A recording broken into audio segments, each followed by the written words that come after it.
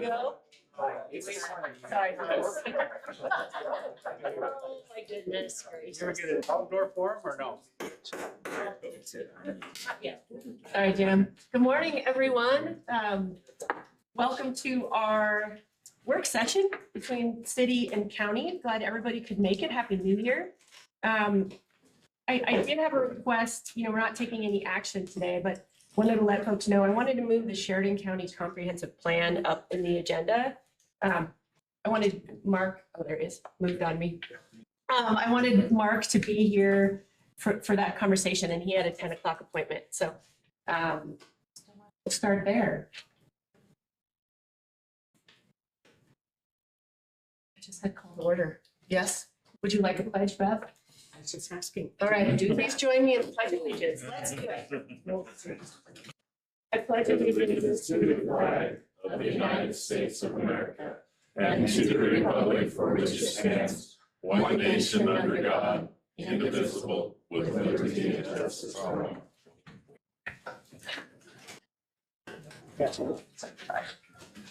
So, I understand that this was on the agenda from last time and folks ran out of time to get to it and have the conversation. I know for the county, we had talked about, we didn't really have it in our budget to update our comprehensive plan, which is 5 years old.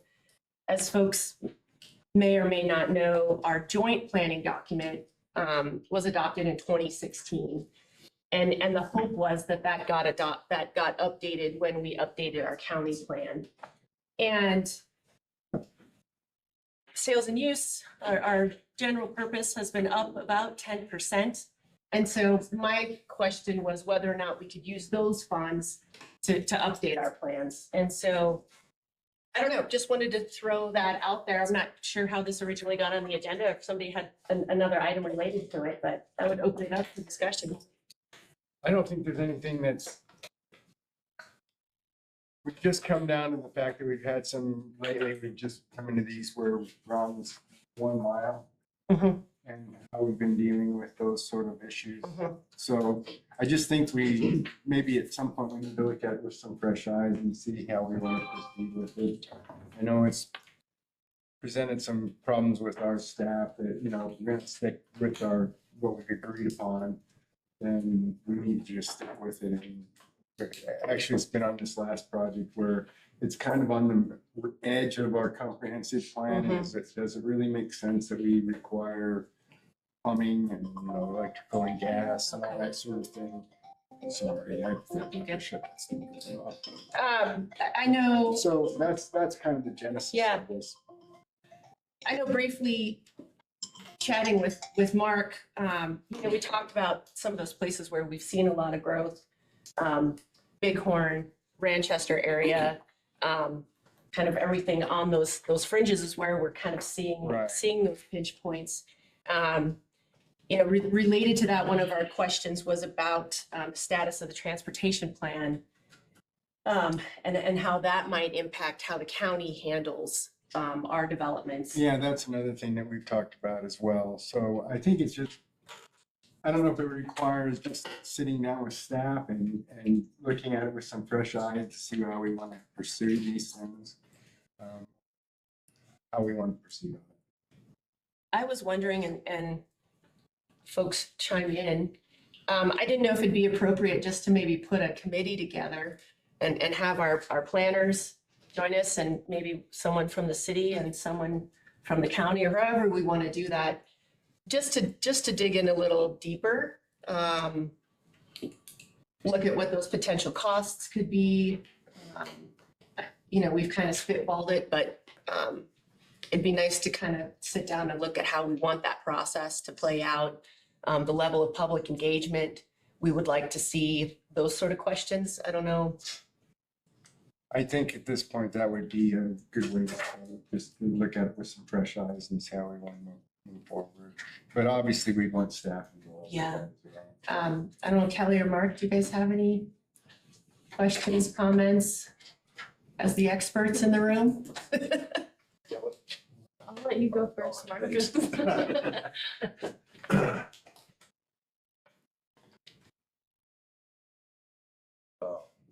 So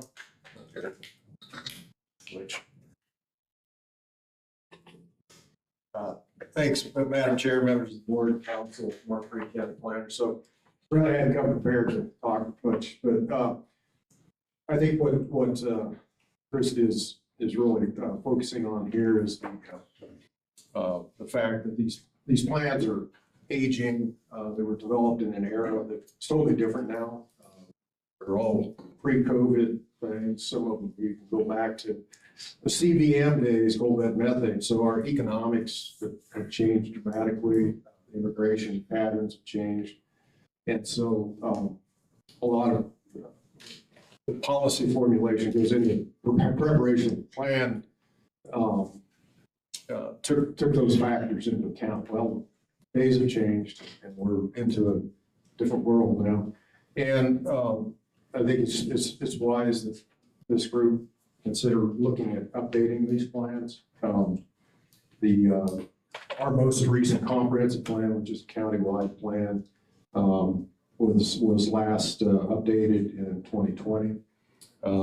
The joint planning area plan, that's something that both the city and county adopted, dated in 2016. And so that was a joint effort. We had a cooperative agreement outlining the duties and responsibilities of each entity as far as the city county goes. And I can provide you copies of that. It might help start conversation, consideration. Pardon me. The thought is perhaps maybe we can meld both the update of this joint planning area. Sorry. As well as the overall comprehensive plan and get some economy of scale in terms of the cost of doing that. When the city and county did the JPA, Joint Planning Area Plan, it was a 2/3, 1/3 cost share. The city paid for 2/3 of it, and the county paid for 1/3 of it. And at that time, it was a $60,000 price tag for consulting firms to do that. Maybe that still makes sense, maybe it doesn't, I don't know. But as was noted, most of our development concerns and issues are around municipalities. We don't see real rampant growth out in far-reaching areas of the county. And so I think a lot of the focus is going to be around municipalities as well as identified towards outer more big one. That's obviously an area that the county has in concern as well. So anyway,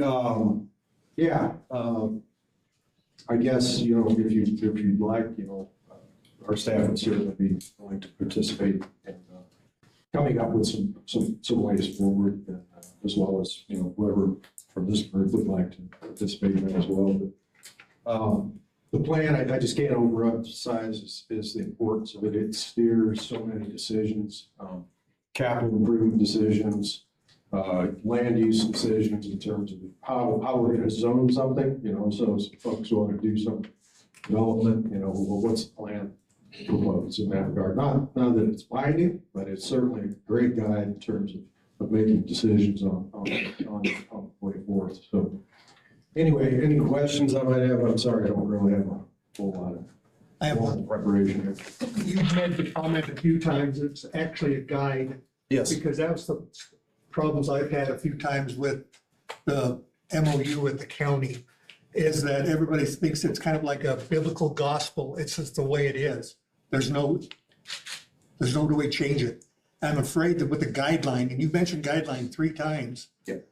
There should be something in that plan that allows for some human interaction, because things have changed. You mentioned it at the very beginning.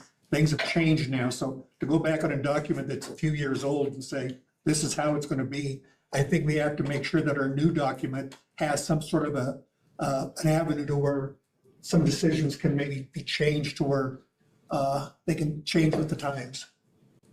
Yeah, just if I might clarify, the comp plans are broad policy guidance documents, as noted. The MOU, however, is a more formal agreement. It is not a part of the comprehensive plan. That is an agreement specific that was made between the county and the city regarding how development is handled. It really doesn't set forward the policy in terms of, well, this should be agricultural, this should be residential, or industrial, whatever it is. That MOU that you're referring to gives direction in terms of how development proposals are reviewed and approved. Okay, so they're really two related but two different things.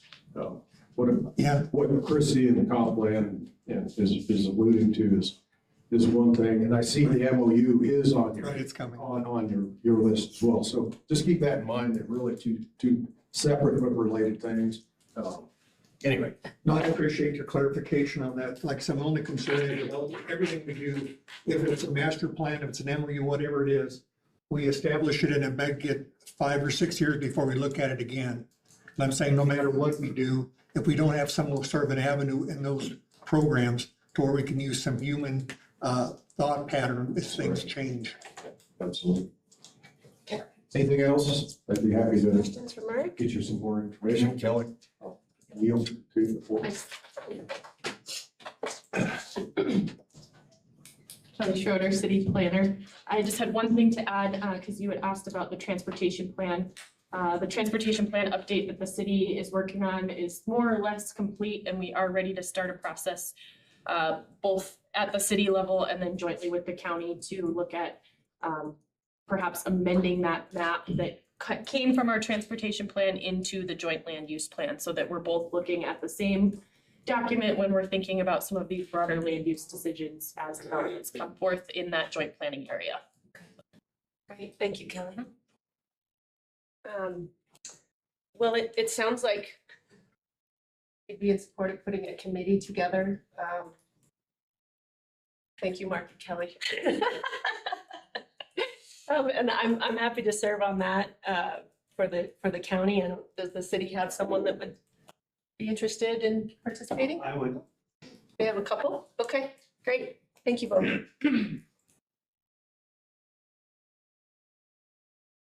I think Madam Chairman kind of figure out what the makeup of that committee is gonna be, and then we can kind of see if there's, obviously we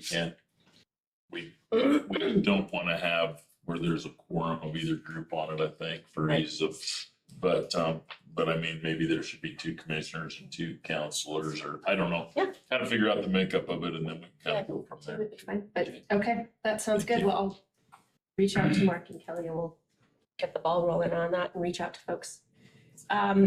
Next item, thank you guys, is sods. Sharon, your water system. Yes. And I don't know, gosh, I guess in terms of updates, we have a meeting tomorrow night and we'll be electing officers for this upcoming year. I didn't know if folks had any specific questions. I guess at a high level, folks know that we're working on updating the operating plan and the ownership plan. And in working with Brad Timich and Tony Wentland on that, Andy and I, Rich, we're a part of that committee, hoping to have something first quarter to look at, a draft. The city's working on exhibits right now for that document. So I hope to have something soon there, really just streamlining those documents based on where SAWS is today in existence. It's a much different place than. Yeah, that's basically it. It's the document itself, the water systems, the document itself is rather antiquated and old. And we just need to update it to reflect the current situation and how we operate. So it's nothing major, nothing's changing. It's just that we are looking at the document, refreshing it and getting it to where it exists today. Yeah. So. Madam Chair. Yeah, I think this is really exciting because it seems like that operating and ownership plan has kind of languished, has kind of lagged on. So I'm excited that we're going to have that update at our upcoming SAWS meeting, and I would hope that we could keep that momentum going forward. Thank you. And then I want to give Councilor Patsy kudos because he's been really steadfast about working on that as Yeah. well. Yeah, thank you, for sure. It's been a couple of years. I appreciate that. I don't want to step on any toes. Can I speak now? Okay. Please. So, SAWS is something that's kind of near and dear to my heart because as a water resource engineer, I kind of am interested in things like that. One of the things that I wanted to bring up today, or this just seems like an opportune time to do it, is that a few years ago, when the dissolution of SAWS into the full operation and ownership of the city was brought forward, we had a couple public meetings, and my big takeaway from those public meetings is that people wanted more information. They wanted to know what their actual rate change would be in the future if the city did take over the whole operation. And in order to do that, we would have to do a cost of service analysis. Now, that's different than what we do annually for SAWS. What we do annually is make sure that our rates are sufficient to keep SAWS running in the black instead of the red. And that is a very appropriate and good thing to do. Cost of service analysis takes a deeper look into what the actual cost is to deliver water to the more sparsely populated area, the rural areas that serve the SAWS network, that are served by the SAWS network. When we had this discussion at that time, it was stated, well, before we can even consider a cost of service analysis, we need to update our ownership agreement and our operation agreement. And that seemed like a good idea to me.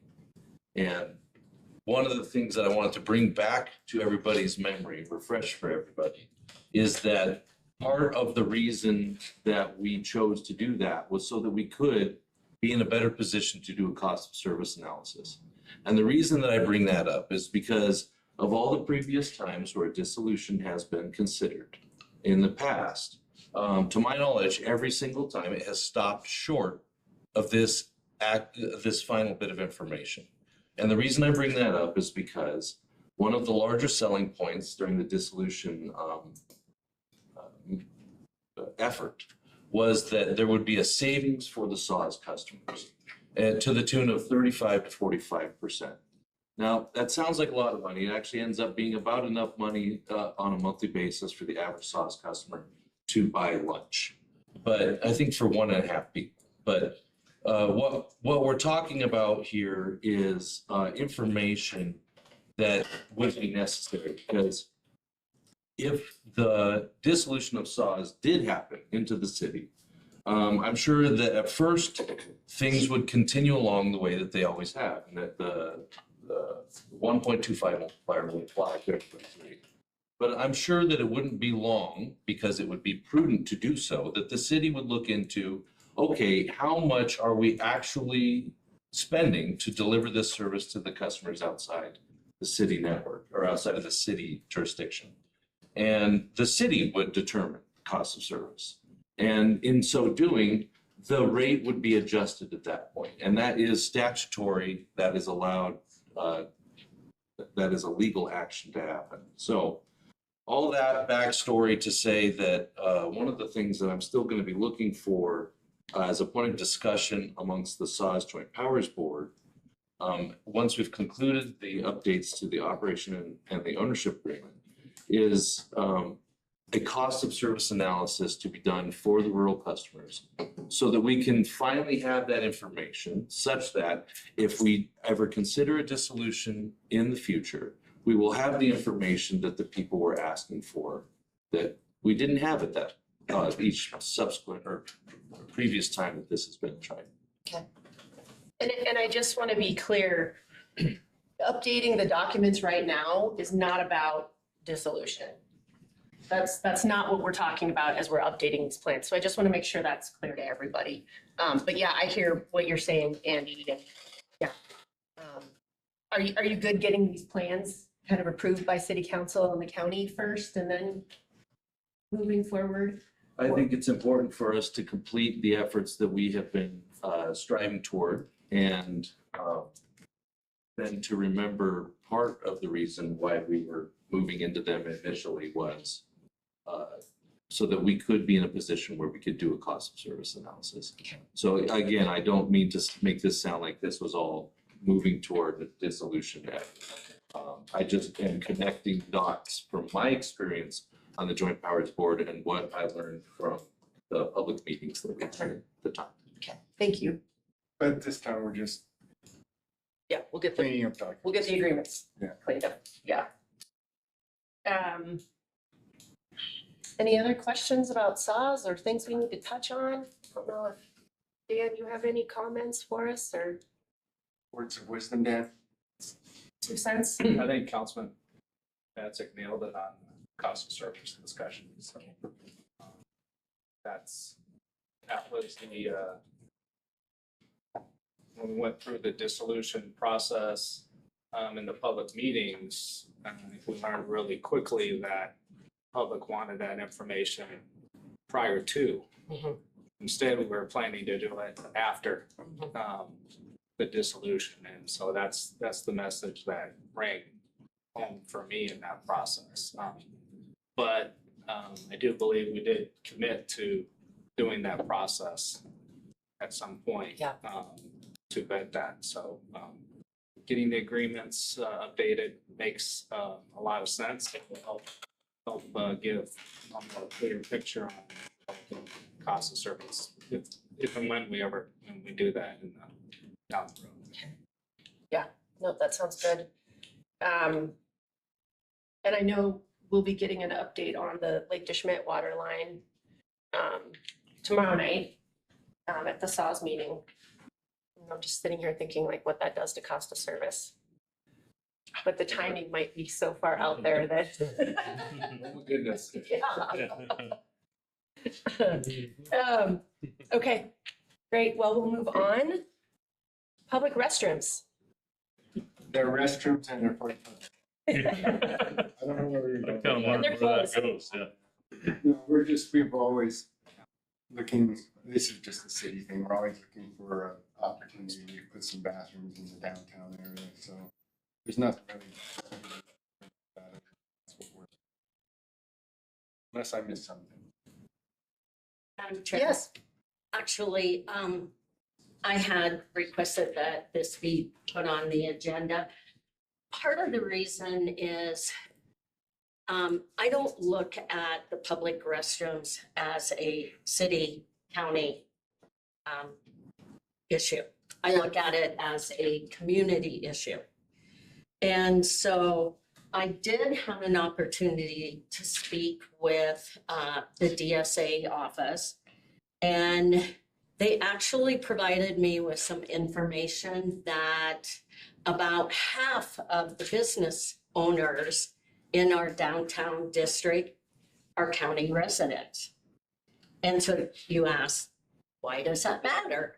And which would lead me to the next point. If we ever get to that point, we can find land, a building, whatever. Would the county be willing to co-op with us on the public restrooms? Because I do look at it as a community effort, not a city-county effort. And that's just my opinion. I can't speak for anyone else, but that would be something that I would like to hear about. Madam Chair. I think that's a nice try, man. I just want to say that over the last couple of weekends, my wife and I have been hiking on the trails in town here, and the restroom at South Park and the one at Henry Park are as clean as a pin. Yeah. And warm, and they're open, And it's wonderful, and thanks for that. And you know, Lonnie, I can't argue with that. I really can't. I mean, in having this discussion, it was like, well, there's restrooms at the county courthouse. Well, that's on one end, that's on the far south end. And then, you know, there's restrooms at the library. Well, that's a little bit further. And I do know that those exist. However, as Councilman Patrick has said numerous times, when we have events downtown, it would be nice to have public restrooms as opposed to going in and using a restroom in a retail shop and not purchasing anything. So, but I do see what your comment is. Madam Chair, I get what you're saying, and as Whitehop said, those are heart-healthy walks. When downtown was all tore up, you have to park way out of town and walk True. into town. No, I understand what you're saying, and I'm not against. Madam Chairman, if I may, I get some pretty good heartburn sometimes about what's city and what's county. First of all, one thing we need to understand is every resident of Sheridan County is a Sheridan County citizen. Okay, so you saying that some of the downtown business owners are county citizens, but not city citizens. I mean, basically what that means is they don't get a vote for city council and mayor, but they're still paying their city taxes. They're still paying everything downtown. They're paying for their maybe membership in the Chamber of Commerce, maybe their membership in the DSA, maybe whatever, and they're still paying their taxes downtown for their city stuff. And so I get pretty hung up, a little bit of heartburn about that, about what's the difference between a county citizen and a city citizen. I come to town every day. I live in the county. I come to town every day. I spend all my money in town, but I don't get a vote for mayor and city council. But all the people who live in the city still get to vote for county commissioner. So that's my 2 cents worth. I think, well, Bev said resident, not citizen. So there's a little difference there. But Bev, I think if the city found an opportunity, we'd be open for the discussion. You know, if there was a. That's all I'm asking. Absolutely. Madam Chair. Yes, Are we still, Deb, are we still just focusing on just the downtown issue, or can I bring up another subject that's totally absolutely. related to that? I see challenges out on Coffee Street too.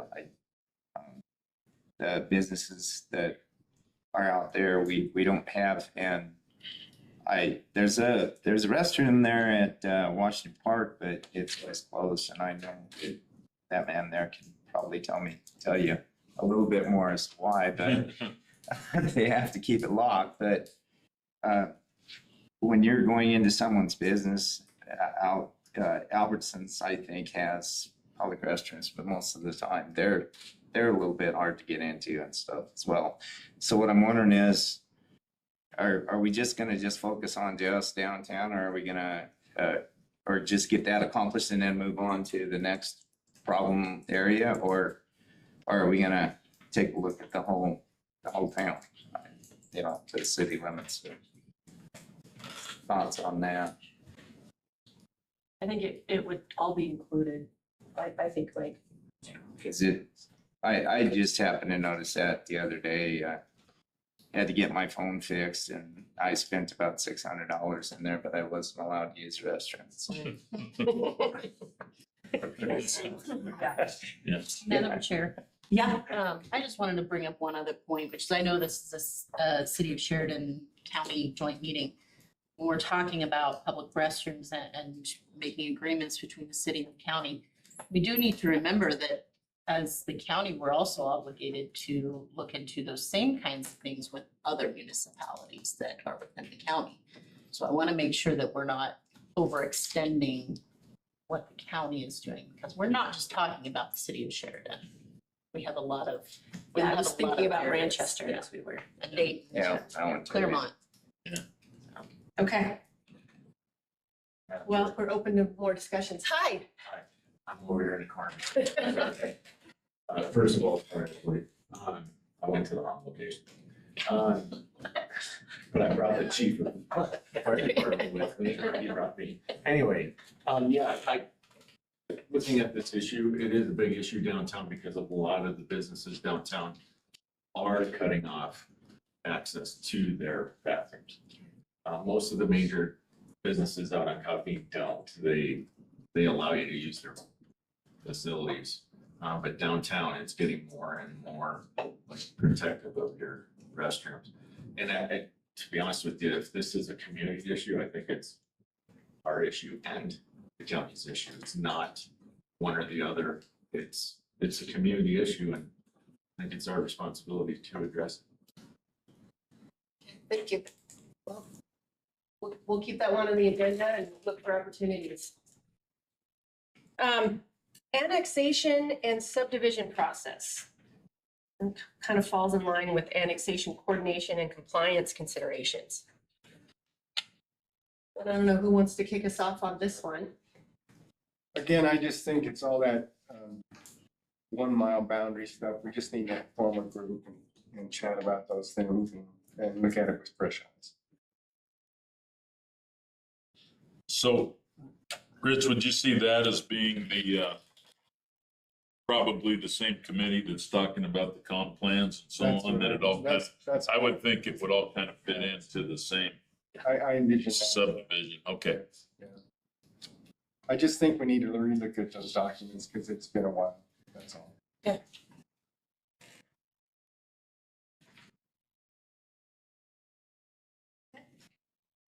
Chairwoman, Yes.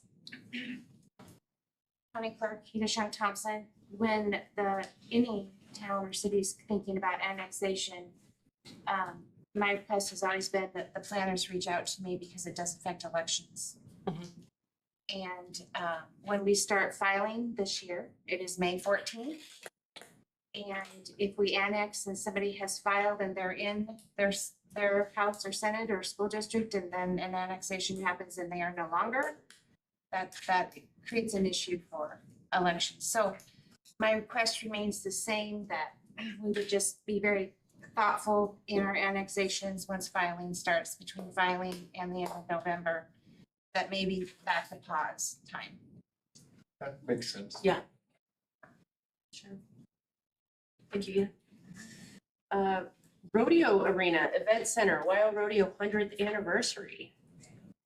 Nick, I'm guessing you can fill us in on this one. Nick. Well, and Mr. Wood, who's also on the fair board, can certainly weigh in on this deal as well. You know, right now, the county fair board has recently purchased a 75 by 200 building. They've asked for a RFP for a architecture and engineering firm to kind of figure out where it's going to be and how it's going to be put up and so on and so forth. And they're evaluating those right now. They had 2 proposals for that. And this is envisioned as a multi-purpose facility. One of the things that Sheridan very much needs is convention space, space for events like trade shows and those kind of things. And so this building is envisioned by the fair board and as a multi-purpose facility. The building has been purchased by the fair board with their existing budget and with their reserves. And the building is purchased. Now the engineering and the erection has to occur and what's going to happen there. And so down the road, certainly the fair board is going to be coming with some proposals for how to make that happen. Also, the Wild Rodeo will be having their 100th year in, I believe, 3 years, and trying to get everything put together for that to be a big celebration. And which, as everybody knows, in the rodeo arena area, the only event that ever sells out that rodeo arena is the Wild Rodeo, but it is sold out every night during the Wild Rodeo. And hopefully maybe we can do something so that during the 100th celebration, a few more people can attend. And so with that, I'll kind of turn it over to Jack. I think you want to talk about it a little bit. It's quite a big deal. the wild rodeo is a great revenue source in town. I think the fairgrounds is underutilized. Putting up this building event center, we've already got roughly 60 events planned this year without that building. Just think what we could do with it. And it is a revenue source, a big revenue source for the city and county. We're also looking for private owners and we're gonna look the spectrum of where we can get funding all over the place. But the state a year ago or so gave $10 million to build a competition gun complex. And then they, from what I hear, they just gave some more money to Cheyenne Rodeo Arena. I would propose that we write a letter to the governor or try and get a hold of him, see if we could get a private meeting with him and talk to him for some grant on our fairgrounds. Our rodeo arena needs to be expanded. Needs to be ADS approved better than what it is. It needs restroom. This event center can bring in a lot more events. I mean, Travel and Tourism's already talked to us about it and the things they could do, bring in. We could bring in ag shows, you could bring in RV boat shows, you could bring in more FFA and 4-H, expand those groups, which is really great for this community. So I'm really would like to see us somehow see if we can get a meeting with the governor and tell him our proposals and see if there's any grant money out there for us, plus look for private donors.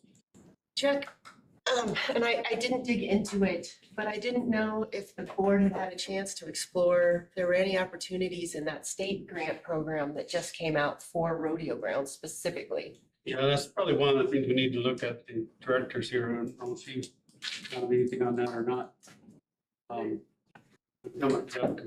It's the state grant. I just thought maybe that would be in place for some of the items that Jack was talking about, but I didn't dig into kind of the guidelines around that grant.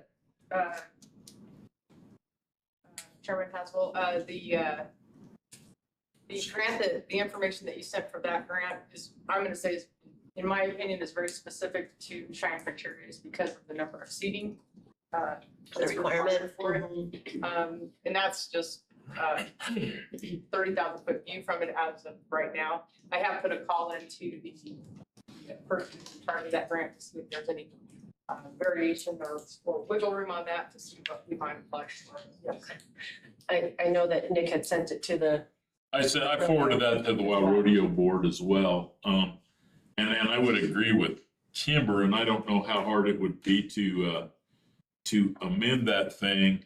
Cause it says, well, it was 7,000 or 7,500. 7,500 seating capacity in order to apply for it.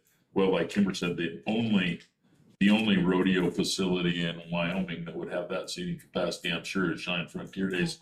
We see what, a little over 5,000, 5,600, somewhere in there. And so we would need to maybe get that amended. And I don't know if that was an oversight on their part, or like you say, did they specifically do it, like Jack said, because they wanted it for Cheyenne Frontier Days. As we know, Cheyenne Frontier Days is putting in to have the Pro Rodeo Hall of Fame that's currently in Colorado Springs moved to Cheyenne. And so I think maybe that's kind of one of their things to try and get that thrown in there. But yeah, it seems pretty specific, and that could certainly be something that, Jack, that could be addressed with the governor as well as to why it's. Yeah, I mean, I think it'd be great to bring it up because we're not just asking for money, we would like to expand our rodeo arena also. So that might even tip it in our favor too. And we have to realize the fairgrounds is like in the hub of the city, in the county. It helps the county and the city. There's a lot of money, revenue to be brought in. It helps our businesses tremendously. Basically all year long, but it could really help them out a lot. And I understand we're gonna have to spend money to make money. But if you look at the rodeo arena now, there hasn't been hardly any money spent on that place for 25 years. We spend the money, get it expanded, get it up to shape, get this event center, and we won't have to spend any money except for keeping it up for another 20, 25, 30 years. large majority of the money that's been spent on that facility has come from the Wild Rodeo Board. Right. A large, and so then that certainly benefits the county because once it's installed on the county facility, then it becomes a property of the county. But a lot of that money's been spent by the Wild Rodeo Board and not by the county. Yeah, and they've done a great job keeping that up. And our fair board, our fair people, if you look at the way the fairgrounds in the past 5 years, it's looking great. It's really looking great. And so we have a chance, this, to me, this fairgrounds is like a gold mine just waiting to happen. And the revenue source that you built there with the event centers, I mean, this building is 15,000 square feet. The one we have now is 10. So that gives us 25,000 square feet of event center room, 4 season. And we could have 1, 2, 3 different events going at one time. We have to think about the big picture of this whole thing. And I think it's time to make a move. And with the 100th anniversary coming and we're selling out, let's go for it. I mean, I think it's just a no beginning. So. Does the fair board ever create kind of ad hoc committees for specific projects or topics? I wonder if that might be. I've only been on a year. I'm still learning. Yeah. Well, I don't know if a fundraising. They have a building committee right now. And the Fair Board has a building committee, which is a subcommittee of the fairgrounds right now. And they've been calling in some consultants and so on and so forth. And the fairgrounds is also, they've explored the putting together a 501c3 type funding organization we have the chairman of the fair board is a lawyer and Clint weighs in a lot on all of our stuff and they're working on ways to gather private funds for the fairgrounds all the time. So. Yeah, and just to bring it up, the event center building is paid for. Yeah. So we just need to direct it so we can use it. I mean, it's not something where we have to buy the building, get it built. I mean, we paid for it. It's done. And we've saved well over $100,000 buying it ahead of time. Yeah. So I mean, we're trying to present it and we need it. I mean, we truly need an event center bigger than what we have for sure. Okay. Sure. Yes. I know it's like, where's that coming from?